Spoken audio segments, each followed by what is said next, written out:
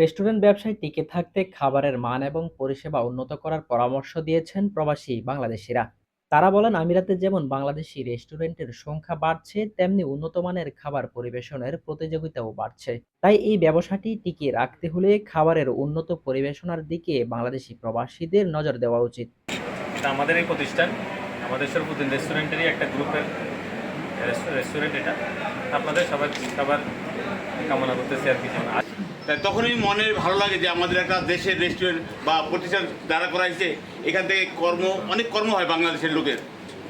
যদি ব্যবহার ভালো হয় আর খাবারের মান গুণগত ভালো হয়, তা ওইটাই হয়, এটা উঠতে পারে।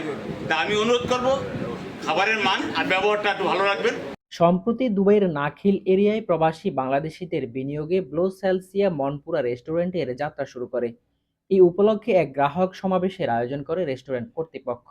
এতে প্রধান অতিথি হিসেবে উপস্থিত ছিলেন দুবাইস্থ বাংলাদেশ সমিতির সিনিয়র সহসভাপতি আলহাজ ইয়াকুব সৈনিক। রেস্টুরেন্টের স্বত্বাধিকারী মোহাম্মদ জসিম, উনিও এখন ব্যবসায়িক ক্ষেত্রে দিয়ে, আমি ওনাকে অনেক দিন থেকে চিনি। তো ওনার দক্ষতা এবং ওনার সততা দিয়ে আমি আশা করি এই প্রতিষ্ঠানকে অনেক দূর নিয়ে যেতে পারবে। কারণ ব্যবসায়িক যে আইডিয়া, যে ব্যবসাকে কিভাবে আগিয়ে নিতে হয়, সেটা ওনার জানা আছে।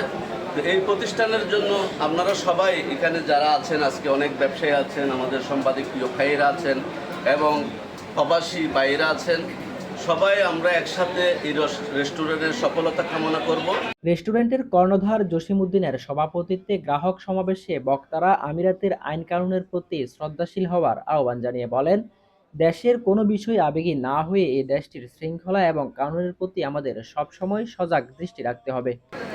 আর রেস্টুরেন্টে যে জিনিসটা সবচেয়ে বেশি গুরুত্বপূর্ণ, সেটা হচ্ছে খাবার মান, কাস্টমার সার্ভিস, ম্যানেজমেন্ট। এই তিনটা দিন যদি ভালো হয়, তাহলে রেস্টুরেন্ট পিছপা হয় না, রেস্টুরেন্ট এগিয়ে যায় ইনশাআল্লাহ। তো সেই তিনটার ভিতরে আলহামদুলিল্লাহ আমি যতগুলো রেস্টুরেন্ট পরিচালনা করতেছি বর্তমানে, সার্বজনীন রেস্টুরেন্ট পরিচালনা, কান্দিনা রেস্টুরেন্ট পরিচালনা, বর্তমানে মনপুরা পরিচালনা করে আলহামদুলিল্লাহ খাবারের ভিতরে কোনো রেস্টুরেন্টের ভিতরে ইনশাআল্লাহ কাস্টমার সার্ভিসের দিক দিয়ে, খাবারের মান দিক দিয়ে বা কোনো কিছু দিক ত্রুটি নেই, আলহামদুলিল্লাহ সব দিকে ইনশাআল্লাহ ঠিক আছে। তারপরে আপনারা যেহেতু এখানে নতুন জায়গা আমার জন্য, না খেলে আমাদের বসের দুইটা দোকান এখানে আছে অলরেডি, তো এখানে আমি সম্পূর্ণ নতুন আমার জন্য। তো চেষ্টা করছি এই জন্য এখানে একটা দোকান দিয়ে আমাদের বাংলাদেশে যে আমরা জায়গারা আছি তাদেরকে সেবা দেওয়ার জন্য। এতগুলি রেস্টুরেন্টের মাঝে আমাদের রেস্টুরেন্ট আমরা দিচ্ছি, আমাদের রেস্টুরেন্ট কেমন করবেন এই দুবাই শহরে। আমি আপনাদের একটা কথা বলতে চাই, আসলে আমি লক্ষ্য করে দেখেছি যে আমাদের বাঙালি প্রবাসী যারা আছেন, ওনারা সারা দিন কষ্ট করে যখন তারা ঘরে ফিরে, তখন তারা সবসময় বাঙালি খাবারটাই তারা খাওয়ার জন্য চেষ্টা করে। ঠিক তাদের কথা চিন্তা করে, আমাদের প্রবাসী ভাইদের কথা চিন্তা করে আমরা এখানে ঠিক ঘরোয়া পরিবেশে ঠিক বাঙালি খাবার যেটা তৃপ্তি পাবে, সেই তৃপ্তির খাবারটা আমরা এই মনপুরা রেস্টুরেন্টে দেওয়ার জন্য সর্বোচ্চ চেষ্টা করবো ইনশাল্লাহ। অনুষ্ঠানে বিশেষ অতিথির বক্তব্য রাখেন বাংলাদেশ প্রেস ক্লাব ইউএইর প্রতিষ্ঠাতা সভাপতি সাংবাদিক শিবলি আল সাদিক, বাংলাদেশ রিপোর্টার্স ইউনিটির সভাপতি সিরাজুল হক, সাংবাদিক মাহবুব হাসান হৃদয়, সাংবাদিক নাসিম উদ্দিন আকাশ, কমিউনিটি নেতা শহীদুল হক, সাংবাদিক সৈয়দ খোরশেদ আলম, ওবায়দুল হক মানিক সহ কমিউনিটির বিশিষ্ট ব্যক্তিরা।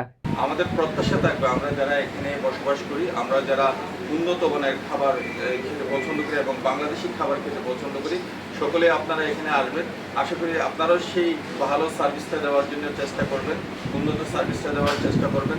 পরিশেষে একটা কথাই উল্লেখ থাকবে, আমরা যারা প্রবাসী আছি, আমরা এখানকার আইন কানুনটা সবসময় মেনে চলবো। এখানকার যে আইনগত পদ্ধতিগুলো আছে সেগুলোকে অনুসরণ করব এবং এখানে শান্তিপূর্ণ অবস্থান বজায় রাখার চেষ্টা করব। আমরা যদি এখানে শান্তিপূর্ণভাবে অবস্থান করি, তাহলে আমাদের যে ভাবমূর্তি, আমাদের বাংলাদেশের যে ভাবমূর্তি, আমাদের যে পরিবর্তন, সেটা যেন উপলব্ধি করতে পারে বিদেশিরাও। অনুষ্ঠান শেষে দোয়া এবং মোনাজাতের মাধ্যমে রেস্টুরেন্টের সফলতা ও বাংলাদেশের শান্তি প্রতিষ্ঠার জন্য দোয়া করা হয়। ডেস্ক রিপোর্ট, সময়ের সংলাপ, সংযুক্ত আরব আমিরাত।